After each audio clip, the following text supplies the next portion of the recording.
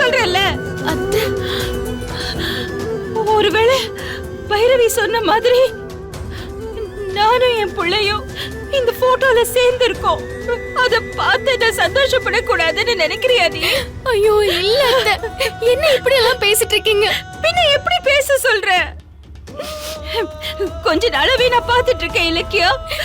நீ நீ எதுவுமே சரியா பண்றது இல்ல. அப்படியே எல்லாமே மாறி பண்ற. ஏன் இப்படி இருக்க? நான் அஞ்சலி விஷயத்துல என்ன சொன்னேன்? அவ இந்த வீட்டுக்குள்ளேயே வரக்கூடாதுன்னு சொன்னேன். ஆனா நீ அவ எப்படியாவது இந்த வீட்டுக்குள்ள வரணும்னு பாக்குற. ரேவதி விஷயத்துல கூட அப்படிதான் பண்ணிட்டு இருக்க. என் பிள்ளைய அவளோட கண்ணுல காட்டக்கூடாதுன்னு சொன்னேன். ஆனா நீ அடிக்கடி மெடிக்கல் சென்டருக்கு கூட்டிட்டு போயிட்டு அவ கூட ஒட்ட வைக்க பாக்குற. ஏன்? ஓ, அந்த ரேவதி தான் உன்னை பெத்த அம்மான்னு கௌதம் கிட்ட சொல்லி நான் ஒரு டம்மி அம்மா அப்படிதானே சொல்ல வர. அதானே காரணம்.